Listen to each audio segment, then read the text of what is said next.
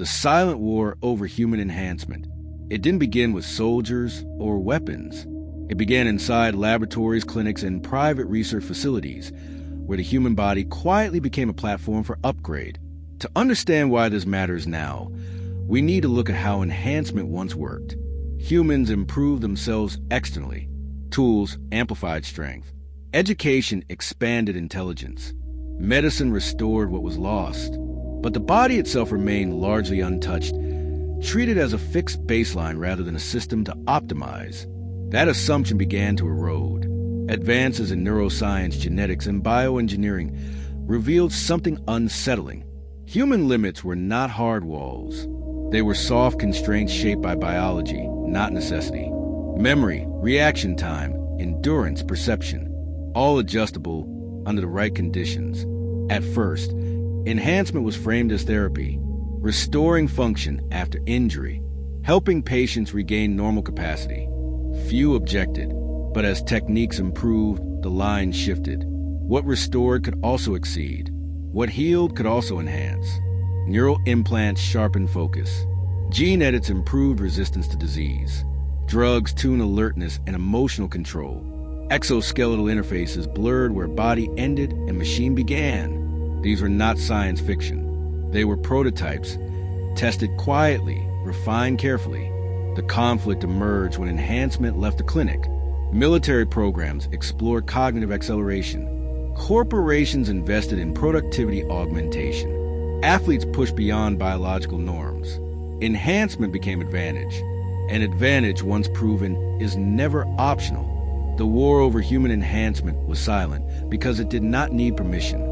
It advanced through incentives, not force. And once improvement becomes possible, refusal begins to look like surrender. As enhancement technologies matured, competition replaced curiosity. Nations framed augmentation as security. Companies framed it as efficiency. Individuals framed it as survival in an accelerating world. The tools diversified quickly. Brain stimulation improved learning speed. Sensory augmentation expanded perception beyond natural limits. Genetic screening filtered potential before birth. Enhancement moved upstream, shaping who arrived prepared. This raised an immediate tension. Access. Enhancements were expensive, regulated, and unevenly distributed. Those who could afford them gained advantages that compounded over time. Intelligence, health, and opportunity began to cluster biologically.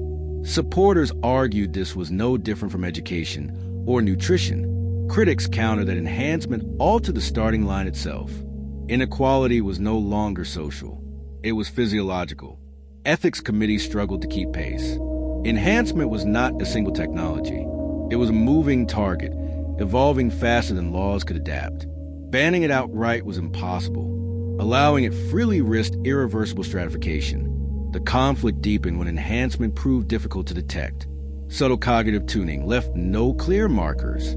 Genetic changes blended into populations.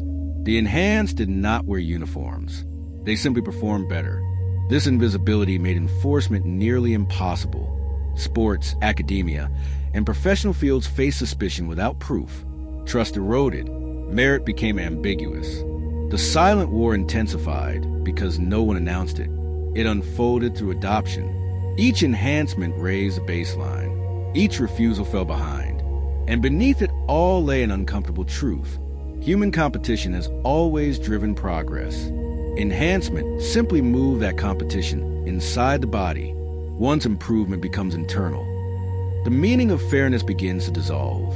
The conflict reaches emotional peak when enhancement crossed from choice into expectation. In certain fields, unaugmented performance was no longer competitive. Enhancement became a prerequisite, not an option. This created a new kind of pressure. Consent blurred when refusal meant exclusion. Individuals faced decisions that shaped their bodies and minds permanently, not because they wanted to, but because the world demanded it. The long-term consequences were uncertain. Enhancements interacted in unpredictable ways. Cognitive gains came with emotional side effects. Physical resilience traded off with long-term health risks. Optimization favored performance over balance. Cultural divides deepened. Some communities embrace enhancement as evolution. Others rejected it as loss of humanity. The disagreement was not about technology. It was about identity. Governments responded unevenly. Some regulated tightly. Others quietly invested. International norms fractured. Enhancement raced ahead of consensus. The emotional weight peaked when parents faced decisions for children not yet born. Genetic enhancement promised opportunity, but at the cost of consent, a choice made once could echo through generations. The war remained silent because it lacked a battlefield, but its casualties were philosophical. Autonomy, equality, the shared sense of what it means to be human. Enhancement did not arrive as a threat. It arrived as an offer. And the hardest offers are the ones that feel impossible to refuse. The resolution did not arrive with victory or defeat. It arrived with limits. Societies began to draw lines, not around capability, but around coercion. Enhancement was reframed from obligation back to choice. Frameworks emerged to protect refusal. Baselines were redefined. Institutions adapted to value diversity of ability rather than uniform optimization. The goal was not to halt enhancement, but to prevent it from becoming compulsory. The deeper shift was cultural. Humanity confronted the realization that progress is not neutral. Every improvement carries values within it. Enhancing the body without examining those values risks losing the freedom enhancement promises. Over time, the urgency softened. Early adopters revealed trade-offs. Performance gains came with costs. Balance returned as the ideal. Enhancement became one path among many, not the only road forward. The silent war over human enhancement did not end. It stabilized, managed, negotiated, and continually reassessed.